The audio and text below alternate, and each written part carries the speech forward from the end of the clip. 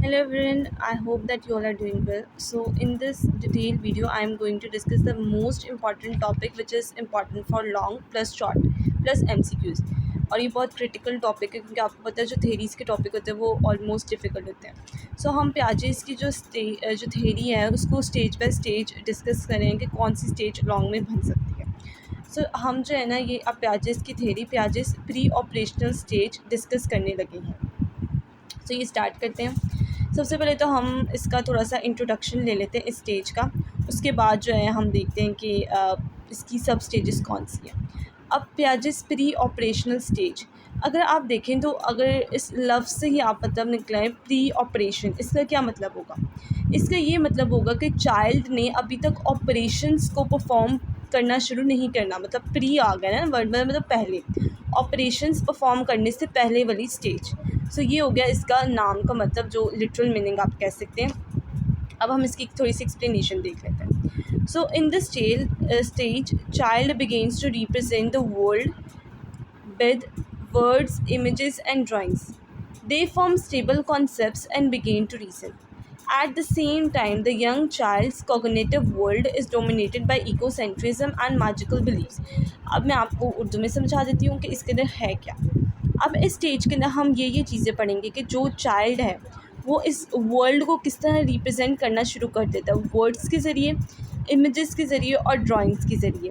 वो stable concept बनाना शुरू कर देता है और रीजनिंग थिंकिंग स्टार्ट कर देता है। 2 से लेकर 7 ईयर्स तक इसकी जो है वो एज लिमिट है। अब यहाँ पे जो है ना, जो उसकी कॉग्निटिव वर्ड का मतलब होता है, कॉग्निशन के ऊपर भी मैं एक डिटेल वीडियो बनाऊंगी बहुत जल्द। सो यहाँ पे जो चाइल्ड का कॉग्निटिव वर्ल्ड होता है, मतलब जो मेंटल वर्ल्ड होता है, वो किस चीज़ से डोमिनेट होता है? वो ईगोसेंट्रिज्म और मैजिकल बिलीफ से डोमिनेट होता है। अब यहाँ पे हम देखते हैं ऑपरेशंस के नाम का मतलब, कि ऑपरेशंस के नाम का क्या मतलब होता है। अगर आपको पेपर में ये भी पूछ सकते हैं what is define the literal meaning of pre operational stage, तो आप यहाँ पे ये लिखेंगे कि प्री ऑपरेशंस का मतलब है जो ऑपरेशन से पहले। अब ऑपरेशंस का क्या होता है? ऑपरेशंस जो है वो हमारे पास आ जाता है रिवर्सिबल मेंटल एक्शंस। इस पे आपने फोकस करना है कि ये कौन से होते हैं, reversible mental actions that allows child to do mentally word before they can do physically. अब इसका क्या मतलब होता है? इसका मतलब ये होता है कि अब जो ये रिवर्सिबल सबसे पहले मेंटल एक्शंस होते हैं, इसके अंदर क्या चाइल्ड करते हैं, जो इंडिविजुअल्स होते हैं, जो चाइल्ड होते हैं 2 से लेकर 7 साल के बच्चे, वो क्या करते हैं कि जो काम वो फिज़िकली परफॉर्म कर सकते थे वो अब मेंटली भी परफॉर्म कर सकते हैं। फॉर एग्ज़ाम्पल, अब यहाँ पे बहुत अच्छी एग्जांपल है कि एडिशन और सब्ट्रैक्शन। आपको पता है जो पहले बच्चे हैं वो लाइंस लगा के करते हैं। जैसे 3 है तो वो +4 करना है, पहले 3 लाइंस लगाएंगे, फिर 4 लाइंस लगाएंगे, फिर इनको प्लस करेंगे तो 7 आंसर आएगा। पहले वो इस तरह करके करते थे, लेकिन अब जो है वो बच्चे क्या करेंगे, वो अपने दिमाग के अंदर कैलकुलेशन परफॉर्म करना शुरू कर देते हैं। जैसे अगर मैं 7 साल से ज़्यादा बच्चे से पूछूं कि 3+4 क्या था, वो सिंपली कहेगा 3+4 विच इज़ इक्वल्स टू 7। सो ये होते हैं ऑपरेशंस। अब लेकिन 2 से लेकर 7 साल के बच्चे जो है वो लाइन्स लगा के या इससे और जो मेथड्स हैं वो ही परफॉर्म करके जो कैलकुलेशंस करते हैं, इसको हम कहते हैं ऑपरेशंस। अब जो प्री ऑपरेशनल स्टेज है वो फर्दर 2 सब स्टेजेस में डिवाइड है। पहले है सिंबॉलिक फंक्शन और दूसरी इंट्यूटिव थॉट सब स्टेज। सिंबॉलिक फंक्शन सब स्टेज, अब यहाँ पे सबसे पहले आपको मैं हेडिंग बाय हेडिंग हमेशा कराती हूँ ताकि आपको याद करने में भी आसानी हो और भूलने भी ना, और कॉन्सेप्ट भी आपके पास एक अच्छे तरीके से ग्राफ हो जाए। अब यहाँ पे आप सबसे पहले एज लिमिट लिखेंगे, फिर करेक्टरिस्टिक्स लिखेंगे, फिर इसकी जो लिमिटेशंस है वो लिखेंगे। आप हेडिंग साथ साथ बना सकते हैं। सिंबॉलिक फंक्शन सब स्टेज के अंदर जो 2 से लेकर 4 ईयर्स के बच्चों के अंदर फॉल करती है एज लिमिट, पहली हेडिंग आ गई। और दूसरी हेडिंग अब आ जाती है करेक्टरिस्टिक्स। अब इसके अंदर क्या होता है, सिंबॉलिक फंक्शन सब स्टेज। इसके अंदर जो बच्चे हैं वो क्या करते हैं, 2 से लेकर 4 साल के बच्चे, वो अबिलिटी गेन कर लेते हैं कि वो मेंटली उन चीज़ों को रिप्रेजेंट कर लेते हैं जो फिज़िकली प्रेजेंट नहीं होती। मतलब यहाँ पे बच्चे इमेजिनेटिव हो जाते हैं, इमेजिनेशन करना स्टार्ट कर देते हैं। 2 से लेकर 4 साल के बच्चे रफली ड्रॉ करना शुरू कर देते हैं। वो किस तरह ड्रॉ करते हैं, इसको हम यहाँ पे लिखा हुआ है कि young children use scribble design to represent. अब स्क्रिबल डिज़ाइन होता है तो टू ड्रॉ केयरलेसली, मतलब वो केयरलेसली ड्रॉ करना शुरू कर देते हैं। वो पूरे आर्टिस्ट नहीं होते बल्कि अपनी जो थॉट्स होती हैं, जैसे क्लाउड बनाना है तो वो इस तरह करके बनाना शुरू कर देते हैं, सन है तो वो इस तरह करके रफली ड्रॉ करते हैं। मतलब अगर वो कमरे में बैठे हुए उनको सूरज नज़र नहीं आ रहा, फिर भी अगर आप कहें कि सन बना के दिखाएं तो वो इस तरह करके गोल, उनको पता है कि कुछ सर्कल सा होता है तो वो बनाएंगे, या वो आपको मुंह से बताएंगे कि इस तरह सन होता है। सो यहाँ पे सिंबॉलिक फंक्शन सब स्टेज के करेक्टरिस्टिक्स में ये आता है कि वो बच्चे इस तरह के फंक्शंस परफॉर्म करते हैं जो वो जो है वो अगर इमेजिनेशन यूज़ करते हैं, वो एबिलिटीज़ जो अभी फिज़िकली तो प्रेजेंट नहीं है लेकिन वो अपनी इमेजिनेशन के ज़रिए पेपर पे उनको ड्रॉ कर सकते हैं और एक्सप्लेन भी कर सकते हैं। अब यहाँ पे क्या होता है कि यहाँ पे ही बच्चे लैंग्वेज सीखना शुरू करते हैं। 2 से लेकर 4 साल के आपको बच्चे हैं, उनकी वोकैबुलरी डेवलप हो रही थी, लैंग्वेज डेवलप हो रही थी और वो अपने आप को खेल में मशगूल लगते हैं। अब ये हो गए 3 करेक्टरिस्टिक्स। इसके बाद 2 लिमिटेशन आती है, पहली ईगोसेंट्रिज्म और दूसरी एमनिज़म है।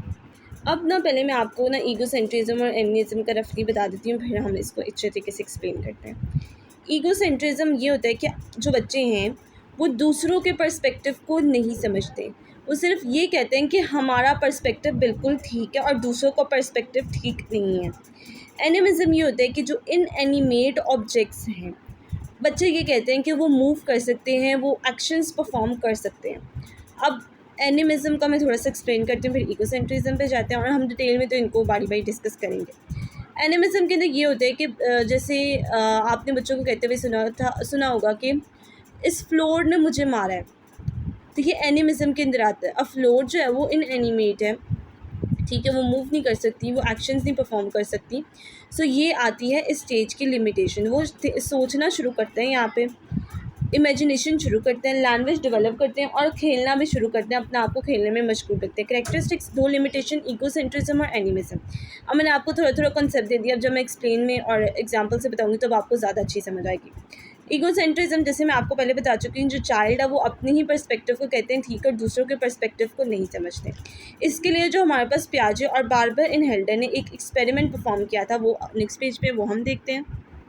सो उन्होंने यहाँ पे क्या किया था कि एक मॉडल बनाया था माउंटेन्स का, ये माउंटेन का मॉडल है और यहाँ पे उन्होंने एक जो है ना वो बच्ची का 2 से लेकर जो 4 साल की एज में फॉल करती है उस बच्ची को यूज़ किया था यहाँ पे इस मॉडल के ज़रिए उसकी कॉग्निशन मेंटल लेवल को चेक करने के लिए, क्योंकि कॉग्निटिव थ्योरी को ज़्यादा एक्सप्लेन करते हैं ना पियाजे की, तो वो हम देखते हैं आगे।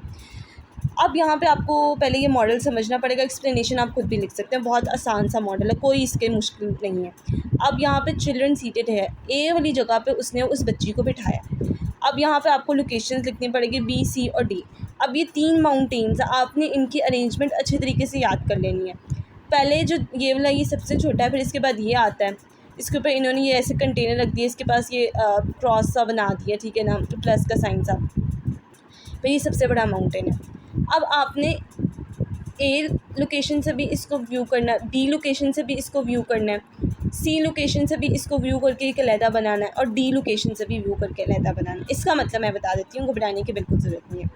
अब यहाँ से आपको साफ साफ नज़र आ रहा है कि ये आपने ये वाला बना दिया। अब बी वाला जो यहाँ पे, अब आप इमेजिन करें आप यहाँ पे बैठे हैं, सो यहाँ पे जब आप बैठेंगे तो आपको ये थोड़ा सा ये जो ये क्रॉस वाला है, जो है प्लस वाला साइन है, ये थोड़ा सा माउंटेन नज़र आएगा, तो आपने उसी तरह बनाना है कि ये देखें आपको इस तरह नज़र आएगा कि ये वाला माउंटेन जो है ये दोनों साथ साथ और ये बिल्कुल पीछे। अब सी जब यहाँ पे आप देखेंगे तो आप ये देखेंगे कि आपको ये वाला तो टोटली कवर हो गया ना, तो ये थोड़ा सा नज़र आ रहा है, तो ये आपने इस तरह बनाना है। फिर जब आप ये वाली पोजीशन से देखेंगे तो आप जो है वो ये वाले को कवर, पार्शली कवर देख रहे हैं और ये वाले तो अच्छे तरीके से नज़र आ रहा है, ये वाला भी आपने सब कुछ बना के तस्वीर उन्होंने आपने वैसे ही बनाना है।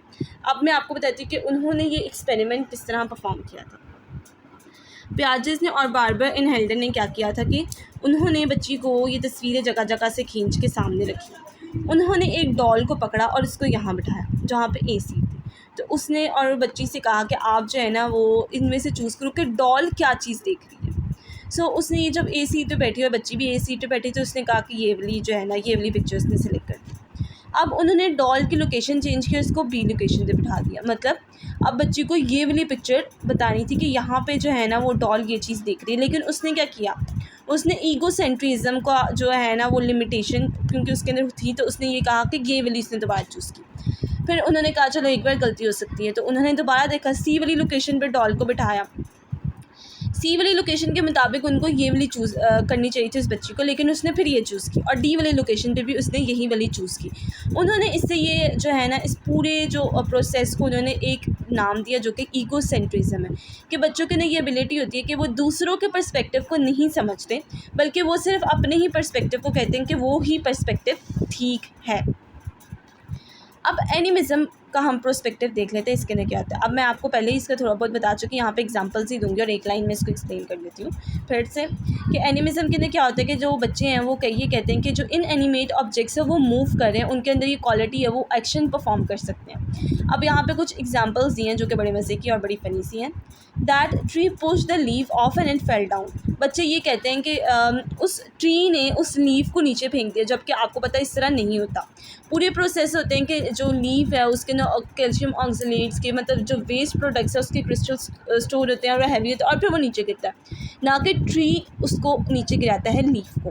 पहला ये आपने लिखना है। फिर आपने दूसरा ये लिखना है that side walk made me mad it made me fall down. जैसे इसके अलावा भी आप लिख सकते हैं कि जो है फ्लोर ने क्या किया है, फ्लोर ने मुझे मारा है और मैं गिर गया, ठीक है, आप फ्लोर को मारे, आप ये भी लिख सकते हैं। और यहाँ पे ये होता है कि जो बच्चे हैं वो डिस्टिंग्विश करने में फ़ेल हो जाते हैं, अलग अलग करने में फ़ेल हो जाते हैं कि ह्यूमन और नॉन ह्यूमन पर्सपेक्टिव को। यहाँ पर भी पर्सपेक्टिव की बात हो रही है, वहाँ पर भी पर्सपेक्टिव की बात हो रही है। सो ये थी जो हमारे पास पहली सब स्टेज की लिमिटेशन। अब दूसरी सब स्टेज हमारे पास आती है इंट्यूटिव थॉट। ये बड़ी छोटी सी आई है, देखिए यहाँ तक इतनी सी सब स्टेज और बड़े मज़े की है ये भी। अब जो आपके बुक के ऊपर ये साइड वाले बने होते हैं इसको ज़रूर पढ़ा करें, ये एक इसकी ना शॉर्ट व्यू बताया होता है, डेफिनेशन टाइप ना। सो हम ये देख लेते हैं। इंट्यूटिव थॉट सब stage, Piaget's second substage of pre-operational thought, in which children begin to use primitive reasoning and want to know answer to all sort of questions। अब ये आपने एज सबसे पहले लिखनी है 4 से लेके 7 ईयर्स तक। पहली वाली क्या थी 2 से लेके 4 ईयर्स तक पहली वाली थी। अब यहाँ पे है 4 से लेके 7 ईयर्स तक। यहाँ पे क्या होता है कि इस जो एज के अंदर होते हैं बच्चे क्या करते हैं कि वो प्रिमिटिव रीजनिंग स्टार्ट करते हैं और क्वेश्चंस बहुत ज़्यादा पूछते हैं। अब यहाँ पे दो टर्म्स आपने जो है ना वो मेनली फोकस करनी है, व्हाट इफ़ की और वाई की। अब इन्होंने इसके अंदर एज के अंदर क्लासीफाई किया, तो हम भी एज के मुताबिक पढ़ते हैं कि यहाँ पे क्या होता है कि प्रिमिटिव रीजनिंग बच्चा स्टार्ट करता है और दूसरी चीज़ के स्टार्ट करते हैं कि वो बहुत ज़्यादा क्वेश्चन करता है। अब जो 4 साल से लेकर 7 साल के बच्चे हम यहाँ डिस्कस करेंगे। जो 4 साल के बच्चे हैं वो ये कहते हैं कि वो अपने अपने आइडियाज़ जो है ना ओन आइडियाज़ डेवलप करना स्टार्ट करते हैं। इसके बाद वो क्या करना शुरू करते हैं कि वो उनके आइडियाज़ ऑल दो वेरी सिंपल होते हैं, थिंकिंग वो स्टार्ट करते हैं, मगर उनकी थिंकिंग इतनी ज़्यादा स्ट्रॉन्ग नहीं होती। उनको उन चीज़ों को इमेजिन करने में बड़ी मुश्किल होती है जो कि वो फिज़िकली प्रेजेंट नहीं होती है, जो कि वो ऑब्जर्व नहीं कर सकते। जैसे ये लिखा है, he has difficulty understanding events that he knows are taking place but he can not see. अब यहाँ पे जो है व्हाट इफ़ का जो है ना वो गेस्टर बहुत ज़्यादा क्वेश्चन बहुत ज़्यादा करते हैं कि जैसे for example if a car were to hit him he also has difficulty in negotiating traffic because he cannot do the mental calculation necessary to estimate whether an approach car will hit him when he crosses the road। अब यहाँ पे जो है ना 5 साल के बच्चे हैं, मतलब आपने इसकी ज़रूरी नहीं है कि आप ये बुक वाली एग्जांपल लिखें, आप अपने से भी एग्जांपल लिख सकते हैं। व्हाट इफ़ हो गया। अब वाई की आपने गेस्टर यूज़ करनी है कि वाई के अंदर क्या होता है कि ये बच्चे ये रीजनिंग स्टार्ट करते हैं, what makes you grow up, who was the mother when everybody was a baby, what do leave fall why do leave fall, why does the sun shine. अब यहाँ पे आपको वाई की गेस्टर्स यूज़ करने हैं, Y का question use करना है 5 के अंदर, ठीक है। अब अगर आप यहाँ पे देखें तो क्या आता है कि यहाँ पे अगर हम इन सबको इन अ शॉर्ट देखें तो यहाँ पे ये है कि इसने इसको इंट्यूटिव का क्यों नाम दिया प्याजेस ने। सो इसने इंट्यूटिव का इसलिए नाम दिया था क्योंकि यंग चिल्ड्रन जो छोटे बच्चे हैं seems so sure about the knowledge and understanding. बच्चे बहुत ज़्यादा श्योर होते हैं कि उनकी नॉलेज बिल्कुल ठीक है अंडरस्टैंडिंग के ऊपर, yet are unaware of how they know what they know, ठीक है। मतलब उनको मेकनिज़म्स नहीं पता होते, उनको प्रोसीजर्स नहीं पता होते अपनी नॉलेज के। सो उन प्रोसीजर्स और उन मेकनिज़म को जानने के लिए वो क्वेश्चंस करते हैं, इसलिए प्याजेस ने इसको इंट्यूटिव थॉट कहा। अब इस पूरी स्टेजेस की मतलब इंट्यूटिव की और जो हमारे पास सिंबॉलिक फंक्शनल सब स्टेज है उनकी लिमिटेशन है वो हम देखते हैं। सेंट्रेशन के अंदर ही हम कंजर्वेशन देखेंगे और इसके बाद जो है मेंटल रिवर्स प्रोसेसेस है। सेंट्रेशन देख लेते हैं। इसके अंदर क्या है कि सेंट्रेशन का मतलब जैसे नाम से पता चला है सेंटर करना, अपनी अटेंशन को किसी खास जगह पे सेंटर करना। अब इसको समझने के लिए आपको कंजर्वेशन अच्छे तरीके से पढ़ना पड़ेगा। अब कंजर्वेशन का मतलब क्या होता है कि अगर आप ऑब्जेक्ट का अपीयरेंस चेंज कर रहे हैं उसकी बेसिक प्रॉपर्टी के अंदर कोई फ़र्क नहीं आएगा। अब यहाँ पे एग्जांपल मैं आपको समझाती हूँ। ये पियाजेस ने जो एक्सपेरिमेंट परफॉर्म किया था बहुत ज़्यादा इंपॉर्टेंट और बहुत ज़्यादा मशहूर है। अब अगर मैं किसी अडल्ट से पूछूंगी कि ये दोनों कंटेनर का ना पानी सेम है तो वो कहेगा ये पानी सेम है, ठीक है ना, पानी जो है ना वो इक्वल अमाउंट का। अगर मैं बी कंटेनर से पानी लेके सी कंटेनर में डालूंगी और फिर पूछूंगी एक अडल्ट से कि इन दोनों के अंदर लिक्विड की अमाउंट सेम है तो वो कहेगा हाँ सेम है। लेकिन जो यंग चाइल्ड, अगर मैं उन्हीं से ये सेम क्वेश्चन करूँगी तो वो कहेंगे नहीं, जो ये पतला वाला जो कंटेनर है, जो सी कंटेनर है, इसके अंदर लिक्विड ज़्यादा है, जैसे ये। अब उनको क्या पता है कि हमने इसकी बेसिक प्रॉपर्टी चेंज की लेकिन अमाउंट ऑफ लिक्विड जो है वो तो सेम है ना। हमने इसकी अपीयरेंस चेंज किया लेकिन जो इसकी बेसिक करेक्टरिस्टिक है लिक्विड की कि वो इक्वल है तो वो तो सेम ही है ना। तो वो यंग चिल्ड्रन ये कहेंगे कि नहीं ये सेम नहीं है, जबकि जो ओल्डर अडल्ट है वो ये कहेंगे कि ये सेम है, क्योंकि हमने जब उसी लिक्विड को जब हम वापस डालेंगे बी कंटेनर के अंदर तो वो सेम होगा। ये आंसर है। अब इस एक्सपेरिमेंट से हमारे पास दो रिज़ल्ट आते हैं कि एक तो वो जो है वो क्या कर नहीं सकते कि अपने दिमाग के अंदर मेंटली रिवर्स एक्शंस परफॉर्म नहीं कर सकते, और दूसरा उनका सेंट्रेशन अभी तक सही तरीके से डेवलप नहीं है, वो अपनी उनकी अटेंशन डाइवर्ट हो रही है।